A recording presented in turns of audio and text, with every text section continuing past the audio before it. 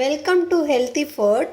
இன்றைக்கி நம்ம என்ன பார்க்கலான்னா, ஒரு சப்ஸ்கிரைபர் வந்து கேட்டிருந்தாரு, இந்த ஃபில்டரை வந்து நீங்கள் எப்படி யூஸ் பண்ணுறீங்க அப்படின்னு சொல்லி கேட்டிருந்தார். இந்த ஃபில்டர் காஃபி ஃபில்டர் யூஸ் பண்ணுறோம் இல்லையா, இந்த காஃபி மேக்கரை வந்து நீங்கள் எப்படி யூஸ் பண்ணுறீங்க எனக்கு வந்து சொல்லுங்கள் அப்படின்னு சொல்லி ஒரு வீடியோவுக்கு போஸ்ட் பண்ணுங்கள் அப்படின்னு சொல்லி ரெக்வஸ்ட் கொடுத்துருந்தாங்க.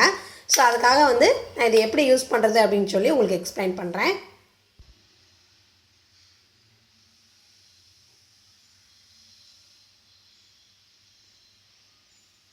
இப்போ இதில் தண்ணி ஃபில் பண்ணிக்கோங்க. தண்ணி வந்து 1 டம்ளர் அளவுக்கு ஊற்றிக்குங்க. 1 டம்ளர் ஊற்றிக்கிட்டிங்கன்னா இதனுடைய அளவு வந்து பார்த்திங்கன்னா இங்கே இருக்கா, இந்த இடத்துக்கு வந்துடும். இந்த குமிழுடைக்கு கீழே இந்த இடத்துல இருக்க மாதிரி தண்ணி ஃபில் பண்ணிக்கோங்க. ஓகேவா? இதுக்கும் ரொம்ப கீழே ஃபில் பண்ணிங்கன்னா வராது. இது யாருக்குன்னா டிகாஷன் கம்மியாக வேணுங்கிறவங்க இந்த குமிழுக்கு கீழே, அந்த குமிழுக்கு மேலே ரொம்ப ஊற்றாதீங்க. இதுக்கு ரொம்ப ஹையாக ஊற்ற வேண்டாம், இதுக்கு கீழேயே ஊற்றிக்கோங்க. தண்ணி ஊற்றி முடிச்சிட்டோம். இப்போ வந்து அடுத்து வந்து இந்த இது இருக்கு இல்லையா, இந்த இதை வச்சிடலாம். இதில் வந்து காஃபி தூள் வந்து ஃபில் பண்ணணும். பார்த்திங்கன்னா இதில் வந்து நான் காஃபி தூள் வந்து ஃபில் பண்ணிவிட்டு இதை அப்படியே நீங்கள் மூடிடக்கூடாது. மூடினீங்கன்னா நல்லா டிகாஷன் வந்து நல்லா திக்காக இருக்காது. இப்படி நல்லா அமுத்திடணும்.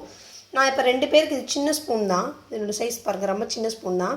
இதில் வந்து ஒரு 3 ஸ்பூன் நான் வந்து போடுவேன், நல்லா ஸ்ட்ராங்காக குடிக்கிறவங்களுக்கு. ஓகேவா? 3 ஸ்பூன் போடுவேன். இதில் வந்து ஒரு 3 ஸ்பூன் போடுவேன்.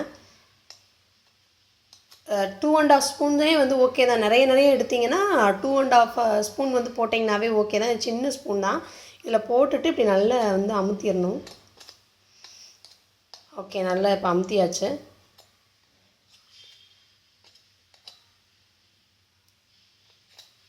நல்லா ஓரளவுக்கு இப்படி அமுத்திட்டு தொட்டு பார்த்திங்கன்னா இது கெட்டியாக இருக்கணும்.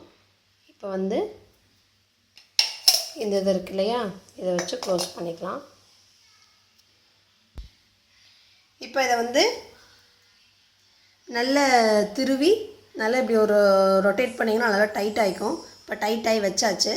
இதை வந்து நம்ம கேஸ் அடுப்பில் என்ன பண்ணணும்னா, அப்படியே டேரெக்டாக வச்சிங்கன்னா வந்து டேரெக்டாக பட்டுரும்.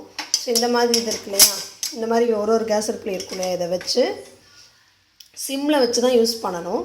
சிம்மில் வச்சு இப்படி வச்சிட்டிங்கன்னா ஒரு 5 மினிட்ஸில் வந்து உங்களுக்கு வந்து நல்ல அந்த சவுண்டு கேட்கும். நல்ல சவுண்டு கேட்டு வெளியில் அந்த என்னுடைய டீ ரெசிபி பார்த்திங்கன்னா தெரியும். அதில் வந்து எப்படி அந்த வெளியில் அந்த ஏரோட வந்து டிகாஷன் எப்படி வெளியில் வருது அப்படிங்கிறது தெரியும். அந்த டிகாஷனை எடுத்துக்கிட்டு நம்ம பால் காய்ச்சி இந்த டிகாஷனை வந்து மிக்ஸ் பண்ணி சுகர் ஆட் பண்ணிட்டோன்னா காஃபி வந்து இந்த டைப்பில் வந்து நம்ம காஃபி வந்து இந்த ஃபில்டர் யூஸ் பண்ணி நம்ம வந்து ரெடி பண்ணிக்கலாம். ஸோ இந்த ஃபில்டரில் ஒரே ஒரு இது என்னென்னா, இப்போ நம்ம டிகாஷன் சம்டைம்ஸ் போட்டிங்கன்னா நம்மளுக்கு திக்காக வராது, ரொம்ப தனியாக வந்துடும். அதுக்கு என்ன பண்ணணும்னா, ஃபஸ்ட்டு வந்து இதை ஸ்டவ்வை ஆன் பண்ணிவிட்டு கொஞ்சம் சிம்மில் வச்சு ஒரு